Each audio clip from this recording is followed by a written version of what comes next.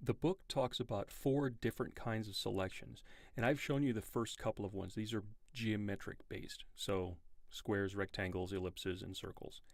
The next selections are freehand based. Now you've got the lasso tool, the polygonal lasso, and the magnetic lasso. Now the basic lasso tool, I'm going to turn off my selection here, Command D. This lasso tool has been around in Photoshop since version 1, and it still has its uses. I find it very limited simply because it does this. You create what's called a rubber band, and then when you let go, it turns it into marching ants. In fact, I'll show this on Ducky so we can really get a feel for this.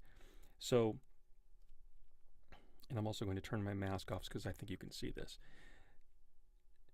Now, I can do a selection like this around Ducky, but it's not a very surgical selection. And what I mean by surgical selection is it's not very tight. I'm winding up having to capture this yellow stuff. I'm trying to stay outside so I don't cut into the duck. And as a result, it just looks, this selection is going to not look good. Now this is fine if you want to grab something fairly quick and you're not really picky about if you have any sort of, outside color outside the shape you're trying to grab. By the way, notice what's happening here is I'm getting back to my origin point and I let go and it turns into marching ants. Okay, I call it a garbage selection because it's not that precise. Okay, now that's the lasso tool and it's been around forever. Again, not very useful, but let me show you something else here. Let me open up a file that's on my desktop. Now, the next tool is called the polygonal lasso. Now, this is great if you want to capture stuff with straight lines. So, for instance, let's say I want to capture the front of this building. Very simple. I'll just point right over here and do a click. And notice what happens here. I'm actually not holding the mouse button down because the rubber band knows that it's supposed to be connected to my cursor. So I will now click here. And I will click down here. And I'll go back to this corner point here.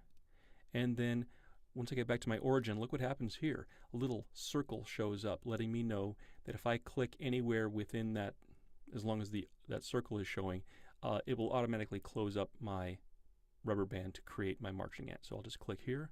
Boom, there's my selection. Okay, so notice the cursor should give you a hint. It's a polygonal lasso.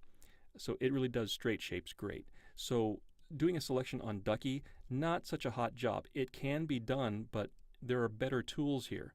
So, I mean, it only does straight lines. You have to do a lot of clicking. Click, click, click, click.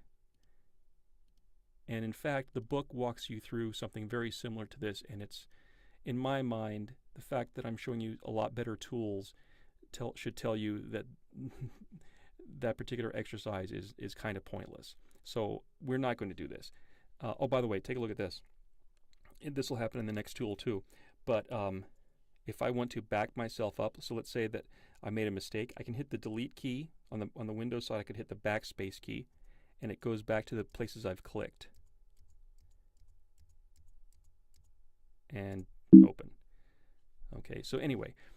Polygonal lasso is great for capturing straight lines. Other than that, not so great. Now here's another tool that is actually great. This is called the magnetic lasso. Now this is pretty cool. This tool came along at a time when computers had actually made a rather large leap in speed. So I think Adobe kind of had this tool in their back pocket waiting for computers to get strong enough. And here's how it works. I'm going to do just one click here, and I'm not holding the mouse button down. And look what's happening here. I'm just pulling along the edge between the white background and the color of the duck. And it's creating the rubber band, but it's also dropping these little things called anchor points. So here's what Photoshop is really good at, and that is figuring out the difference between contrasts. It can see where the edge detail is. So it knows, oh, my user must want to select this shape because he's moving or she's moving along that contrasty edge. Okay, so it drops those anchor points to kind of help it go from point A to point B. And you can click, like for instance, I'm going to go down in this corner here and click. I try to help it along because Photoshop does get a little wonky here. It kind of loses its way sometimes as you're moving along. Now this place right here might be a good place because it's a strong direction change, just like that one corner that I started a minute ago.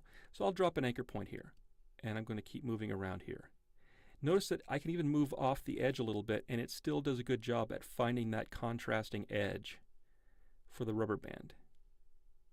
Okay, now I'm going to go off the plan here and just kind of go over here, and we're going to pretend that I really goofed up or Photoshop really goofed up. And again, do that thing where it's like, well, how do I get back on my path? And all you've got to do is hit the delete key to get rid of some of those anchor points. And I can go down here and then just get back on my path. And this does a very, very, very good job.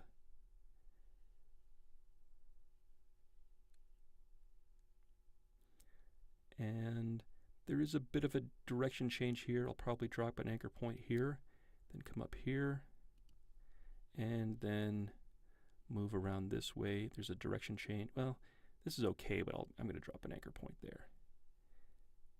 And another case of getting back to my origin, so I get the circle on my cursor, and then I click there, and look at this. It's a very nice, surgical, tight selection.